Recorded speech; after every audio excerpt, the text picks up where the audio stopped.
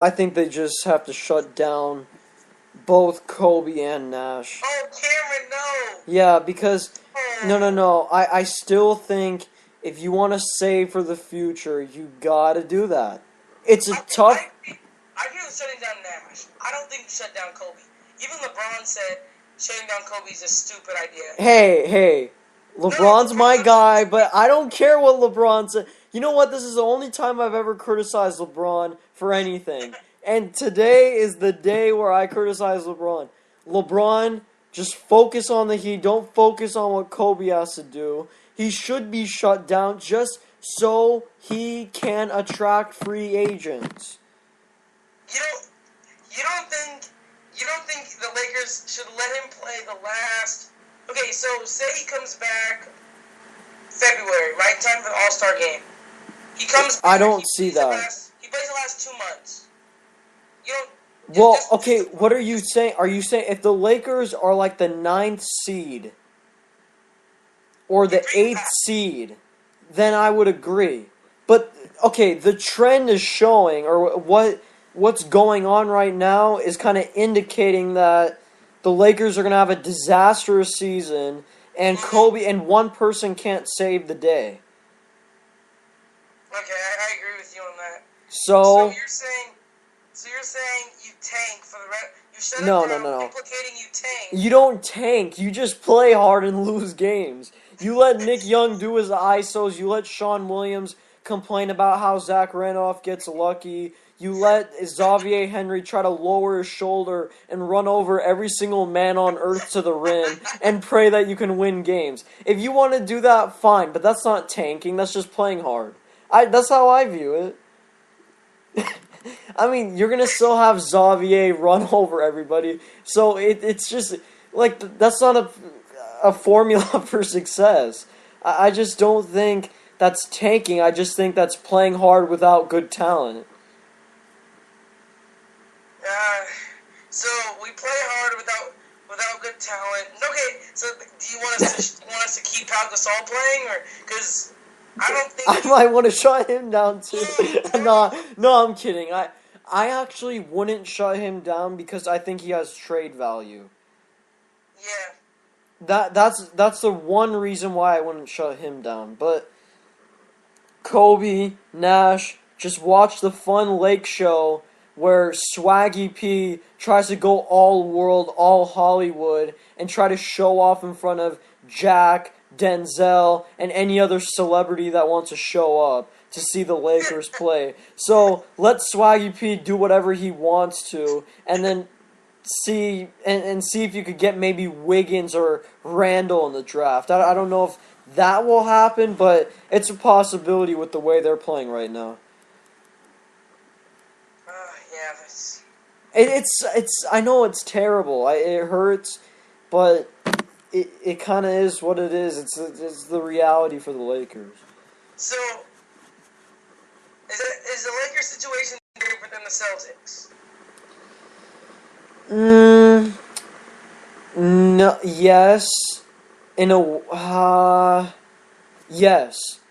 If the Lakers were in the Eastern Conference, I would take back everything I just said. I would say don't shut down Kobe, don't even shut down Nash. But since it's the Western Conference, it's hard to compete. But you're going to get Rondo for sure. You're going to have everything good to go, and it's going to be fine, and it's the Eastern Conference, and maybe you got a shot. That's why I think it's different. But I only think just because of the conferences. Okay, yeah. So, enough Lakers. Let's move to some winning teams in basketball.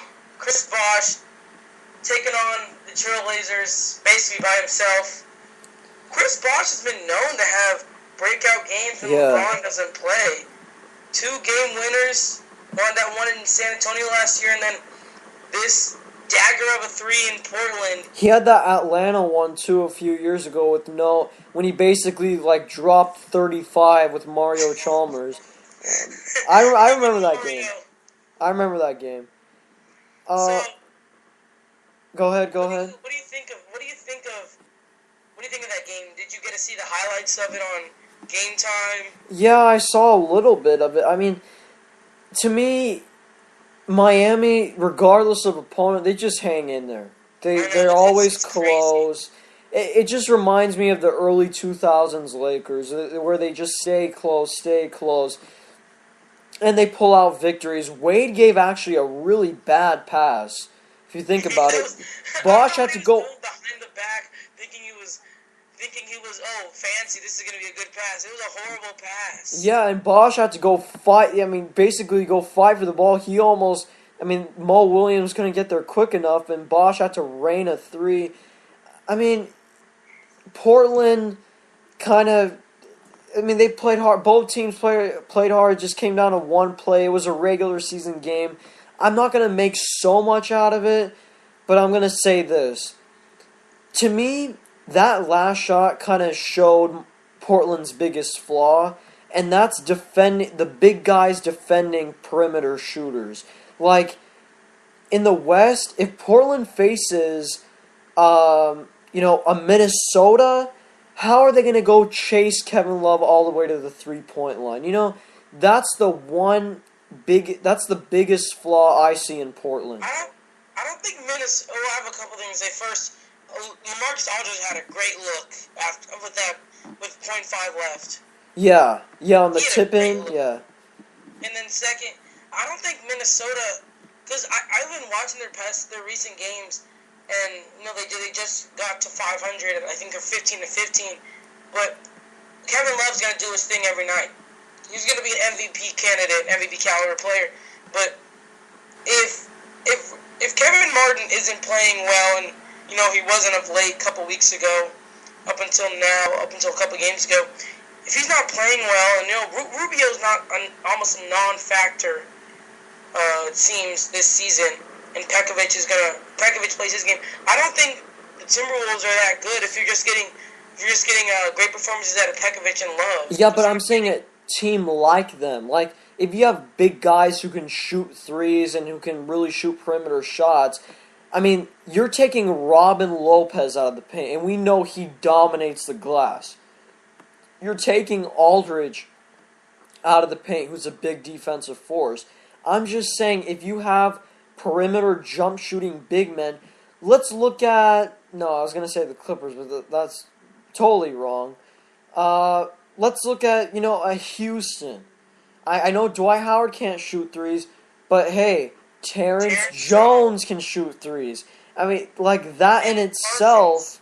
When they play small ball. Yeah, so that in itself could be, the Portland's biggest flaw. So I think that's one thing that I kind of took out of that game between Heat and the Blazers in Portland. I can't wait for Thursday. I can't wait for Chuck to eat his words. Oh. He was bashing Portland. Yeah. Saying, you're not going to be good after they face OKC.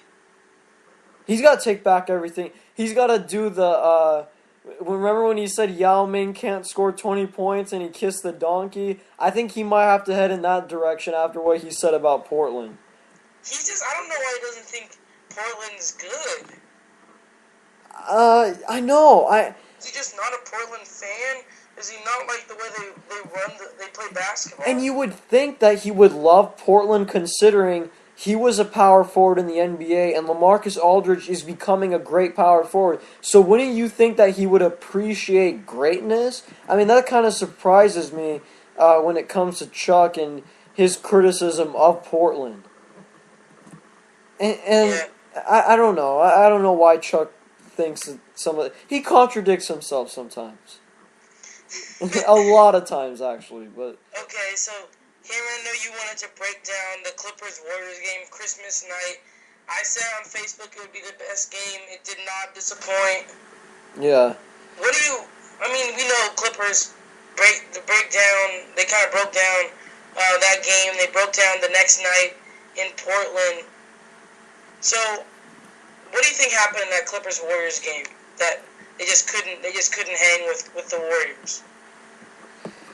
I thought the Clippers, they sometimes just come back to their old ways, and I feel like it's almost like Chris Paul has to save the day every single game.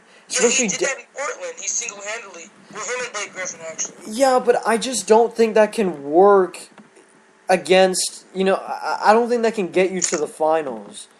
Like, if you got, well, let's say the Clippers made the finals, and hypothetically they face a team like Indiana or Miami. Let's just say they played Miami. And LeBron James is guarding you in the last 5 minutes of the game. One of the best lateral defenders ever. You're going to tell me that you can really come through and save the day for your team? Not against LeBron James. Not against defenders like that. I think that the Clippers rely on him too much, and they need to find a way to just make other guys involved. Well, Blake Griffin's been playing great recently. Yeah, but The 40-point night last night. I'm saying in crunch time, when they need a bucket, it's 95-95, 2 minutes to go, good defensive team. What type of play are you going to run? And maybe this is just a time thing where Doc Rivers is just trying to work with his guys. I'm going to give him some time. I'm not going to go all crazy and say, oh, look at Doc Rivers. He made a mistake once in his life. No, I'm not going to do that.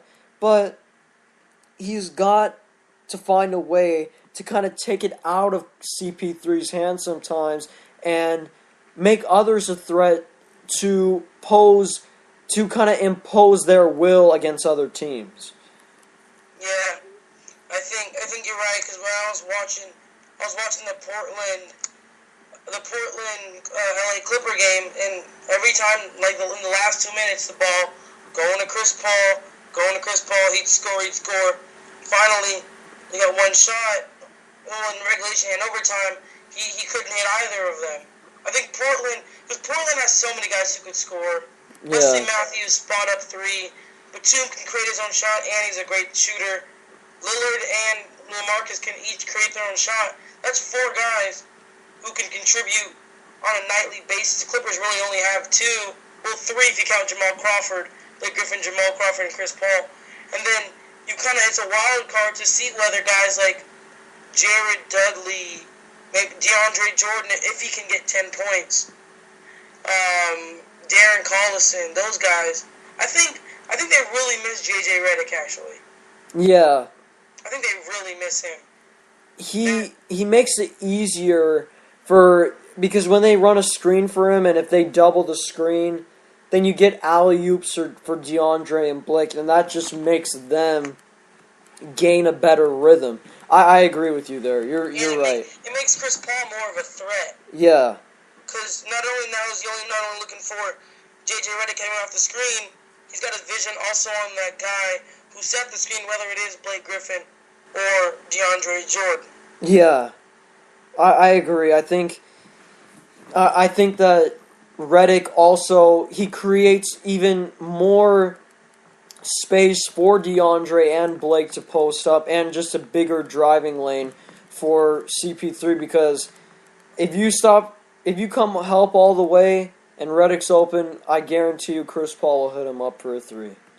You know what I thought was interesting, going back to the Heat. It was interesting that the Heat were able to beat the Trailblazers, one of the better teams in the league, without LeBron, but they couldn't beat the Kings with LeBron and Bosh and Brown sitting in Anderson. That was interesting to me that they can go into Portland, one of the loudest arenas, and win without their superstar, but then with 2/3 of the big three there, they couldn't win in Sacramento. To me, I just think they're that, like I've said this before, they're not one of those teams where opponent really matters, in the sense that they can beat any team in the league. It's just that I feel like, some nights they just can't match the intensity. Just simply can't. And I feel like, any team can beat any team on any given night. So it was Sacramento's day. They had to do it for the home crowd. They had to do it for all the guys that sleep train. So, it was good. I credit the Kings for getting the victory, and Miami is trying to pace themselves. Yeah, I agree with you. They're not a team like I've seen Indiana or OKC or like San Antonio, who they jump on you quick, and they they make it a huge lead by the end of the third quarter or by end of halftime.